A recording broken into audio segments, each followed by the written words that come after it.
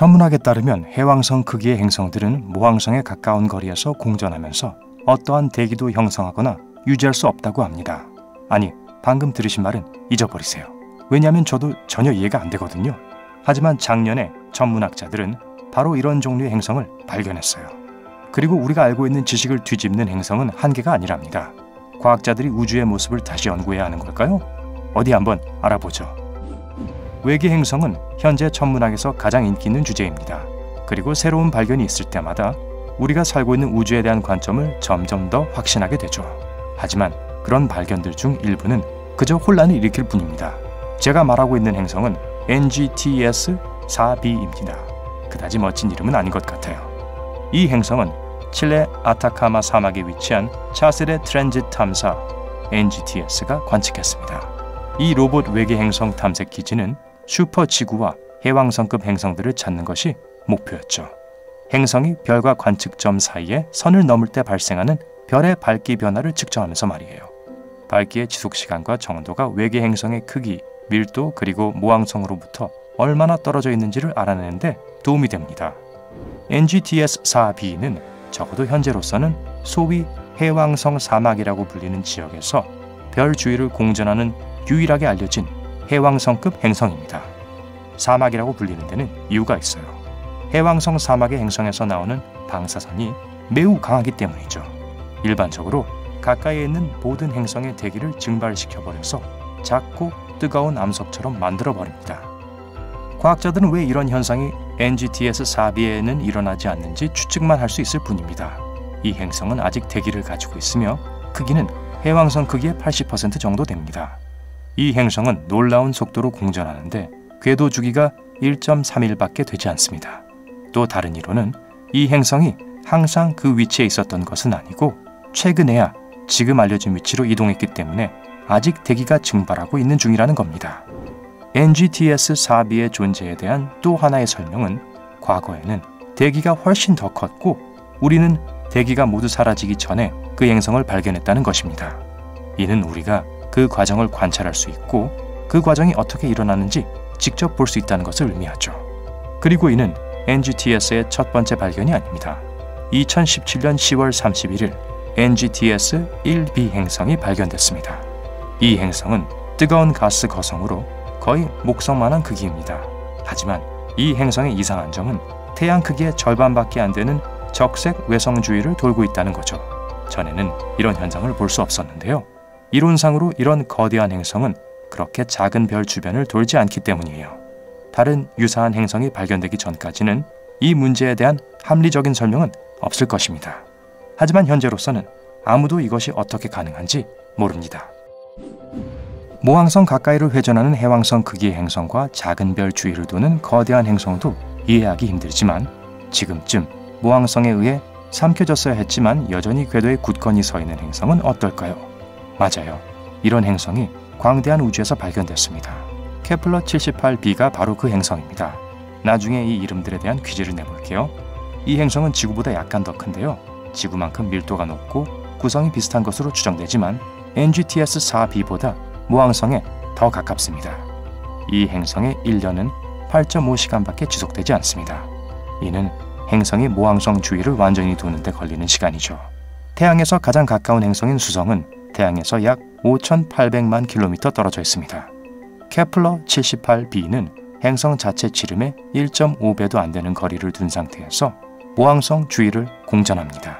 이는 행성 표면에서 160만 킬로미터도 채 안 되는 거리이며 우리의 지식으로는 절대 불가능합니다.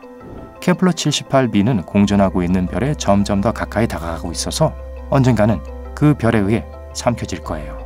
하지만 현재 이 행성은 굳건히 자리를 지키고 있습니다. 이해 불가능한 점이 또 하나 있는데요. 도대체 어떻게 이 행성이 존재할 수 있는 걸까요?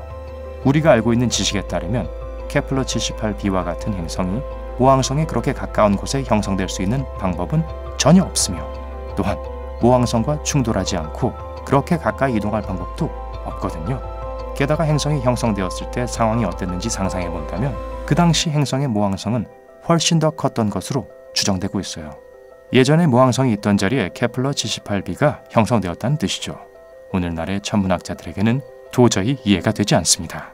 우리가 할 수 있는 것은 이 행성에 대한 더 많은 정보를 수집하고 다른 비슷한 것들을 찾게 되기를 희망하는 것뿐입니다. 그래서 미래의 행성의 형성에 대해 더 많이 알게 될 수 있도록 말이죠. 자, 이제 태양이 삼켜버릴 만한 위험이 있는 뜨거운 사막 행성에서 정말 어두운 곳으로 이동해 봅시다.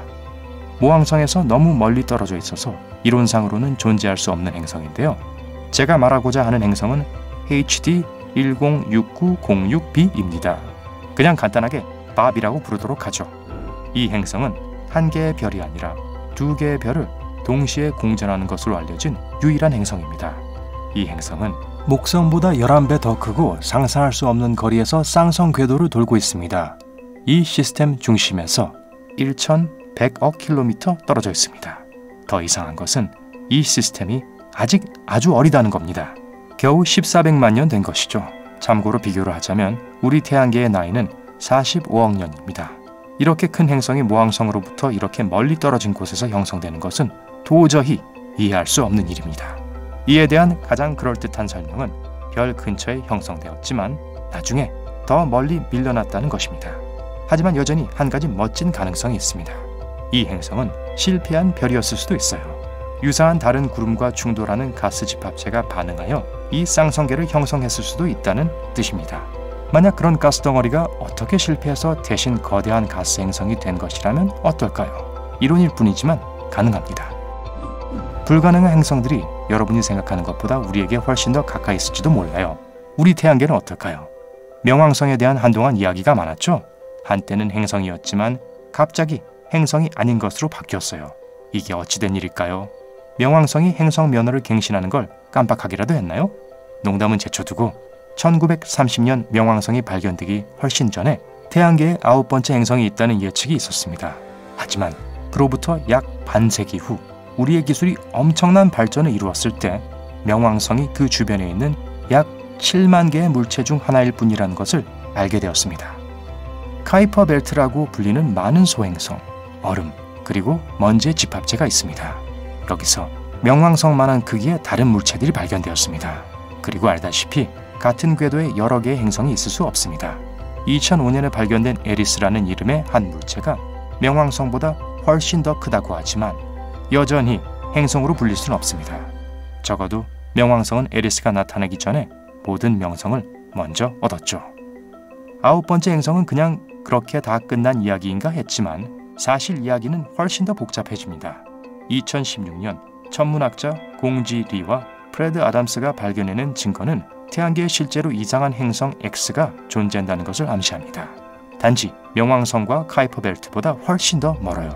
정확히는 얼마인지 알 수 없지만 그 궤도의 주정거리는 태양으로부터 640억 킬로미터에서 2250억 킬로미터까지 다양합니다. 이는 지구와 태양 사이의 거리보다 400배에서 1500배 더 멀리 떨어져 있는 거죠. 문제는 모든 증거에도 불구하고 이론상 존재할 수 없다는 점입니다. 우리는 행성이 모항성으로부터 그렇게 멀리 떨어진 곳에서 형성될 수 있는 방법에 대해 전혀 아는 바가 없으니까요. 9번째 행성의 거리에 대한 가장 유력한 설명은 그것이 한때는 목성처럼 가스 거성이었지만 경쟁에서 밀렸고 다른 행성의 중력이 그것을 더 멀리 밀어냈다는 것입니다. 이 이론이 가능하기는 하지만 또 다른 이론은 9번째 행성이 애초에 아주 먼 거리에서 형성되었고 상대적으로 태양에 가까운 곳을 지나는 다른 별에 의해 궤도에서 분리되었다고 주장합니다. 태양계가 형성되기 시작했을 때 이런 유사한 일들이 꽤 자주 일어났던 것 같아요. 하지만 시뮬레이션은 이러한 설명이 이상적이지 않다는 것을 보여줍니다. 예상한 시나리오가 실현될 가능성은 2%에서 10%로 추정되거든요. 간단히 말해서 모든 가능성이 매우 낮습니다. 시간과 많은 연구만이 진실을 밝혀줄 것 같네요. 여러분 생각은 어떤가요? 천문학자들이 불가능한 행성의 기원을 설명하기 위한 시도에서 무엇을 놓치고 있는 걸까요? 여러분의 아이디어가 우주를 더 잘 이해하는 열쇠가 될지도 몰라요. 아래 댓글로 알려주세요. 오늘 새로운 것을 배웠다면 이 영상에 좋아요를 누르고 친구와 공유하세요. 잠깐만요. 아직 떠나지 마세요. 여러분이 좋아할 만한 2000개 이상의 멋진 영상들이 있습니다. 왼쪽 또는 오른쪽을 골라 클릭하기만 하면 됩니다. 삶의 밝은 면에 머무르세요.